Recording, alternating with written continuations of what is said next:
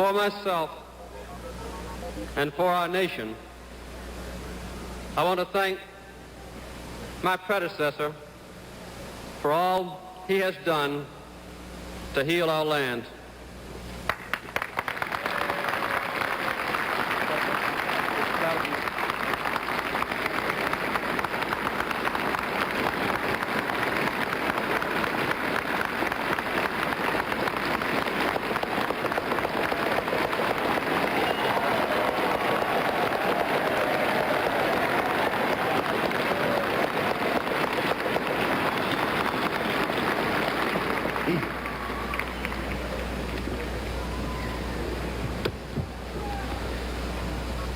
In this outward and physical ceremony, we attest once again to the inner and spiritual strength of our nation.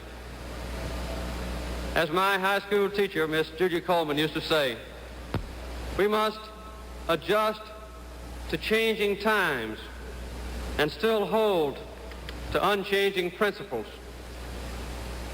Here before me is a Bible used in the inauguration of our first president in 1789. And I have just taken the oath of office on the Bible my mother gave me just a few years ago, opened to a timeless admonition from the ancient prophet Micah. He has showed thee, O man, what is good, and what doth the Lord require of thee, but to do justly, and to love mercy, and to walk humbly with thy God. This inauguration ceremony marks a new beginning, a new dedication within our government, and a new spirit among us all. A president may sense and proclaim that new spirit, but only a people can provide it. 2 centuries ago, our nation's birth was a milestone in the long quest for freedom. But the bold and brilliant dream which excited the founders of this nation still awaits its consummation. I have no new dream to set forth today, but rather urge a fresh faith in the old dream.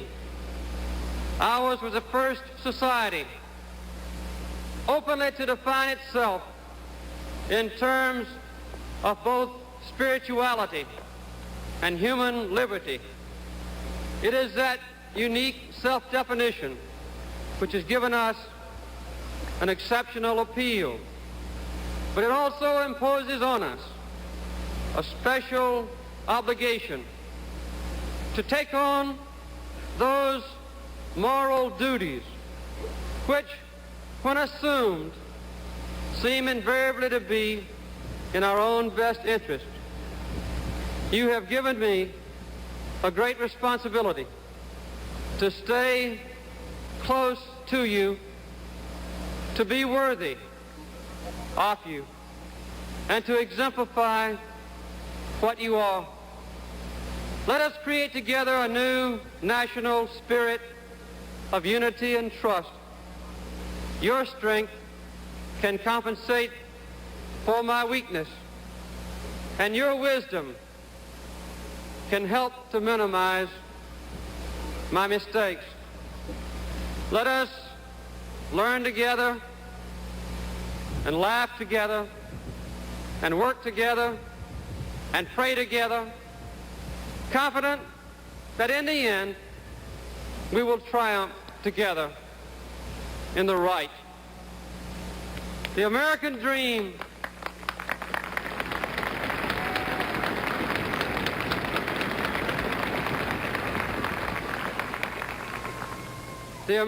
dream endures. We must once again have full faith in our country and in one another. I believe America can be better we can be even stronger than before. Let our recent mistakes bring a resurgent commitment to the basic principles of our nation. For we know that if we despise our own government, we have no future. We recall in special times when we have stood briefly but magnificently united. In those times, no prize was beyond our grasp, but we cannot dwell upon remembered glory. We cannot afford to drift. We reject the prospect of failure or mediocrity or an inferior quality of life for any person. Our government must at the same time be both competent and compassionate. We have already found a high degree of personal liberty, and we are now struggling to enhance equality of opportunity. Our commitment to human rights must be absolute. Our laws fair, our natural beauty preserved. The powerful must not persecute the weak, and human dignity must be enhanced.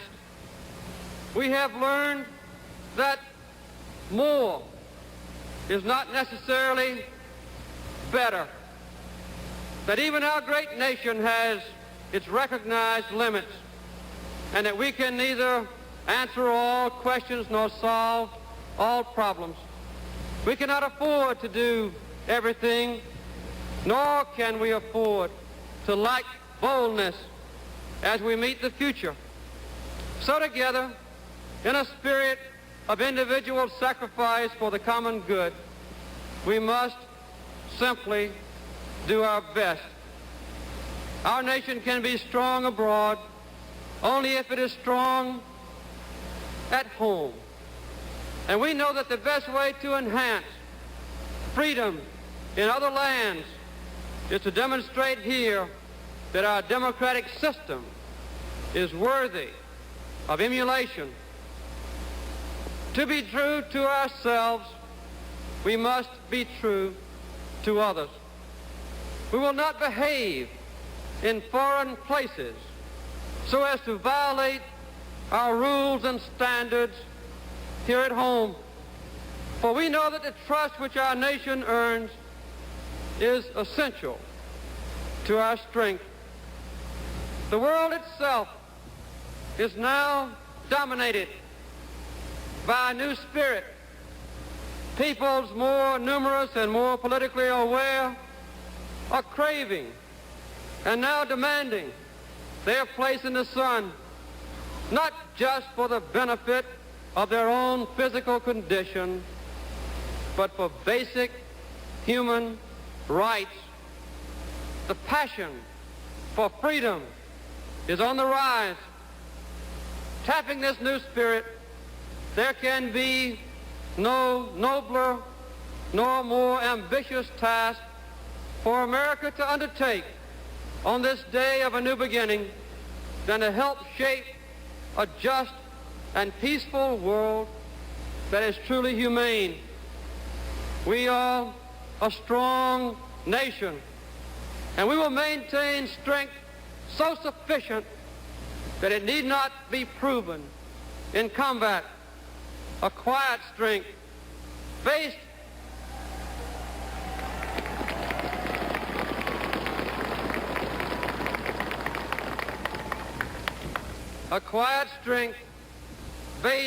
not merely on the size of an arsenal, but on the nobility of ideas. We will be ever vigilant and never vulnerable, and we will fight our wars against poverty, ignorance, and injustice.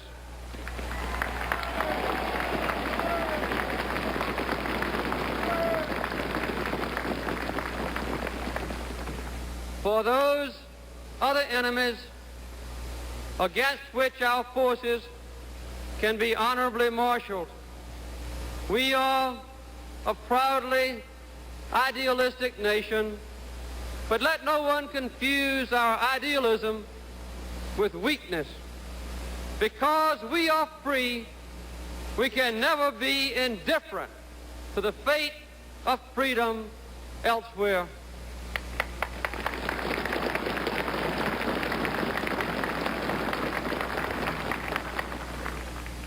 Our moral sense dictates a clear-cut preference for those societies which share with us an abiding respect for individual human rights.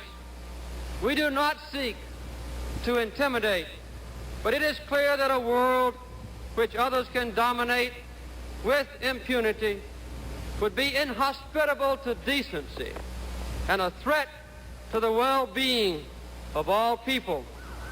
The world is still engaged in a massive armaments race designed to ensure continuing equivalent strength among potential adversaries.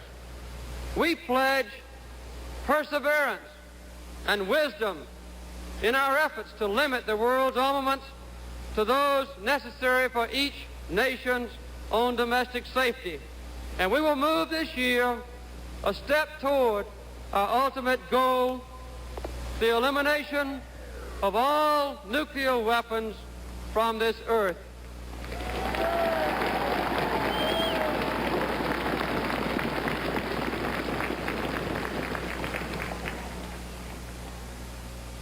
We urge all other people to join us, for success can mean life instead of death. Within us, the people of the United States, there is evident a serious and purposeful rekindling of confidence.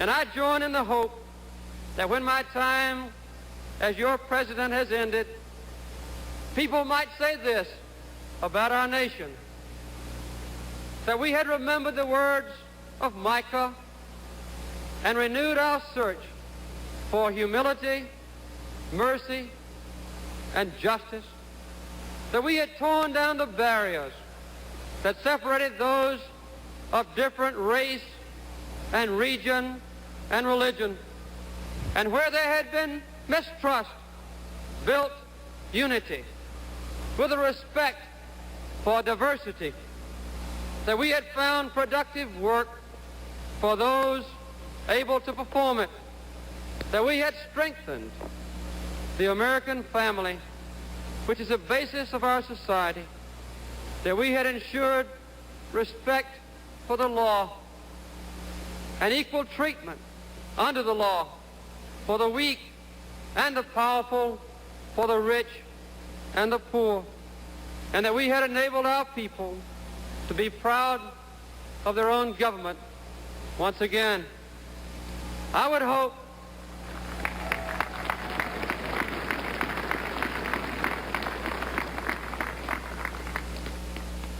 that the nations of the world might say that we had built a lasting peace based not on weapons of war, but on international policies which reflect our own most precious values.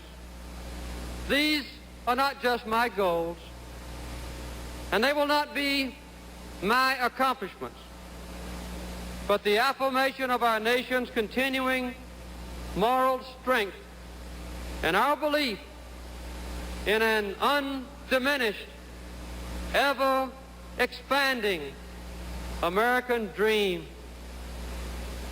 Thank you very much.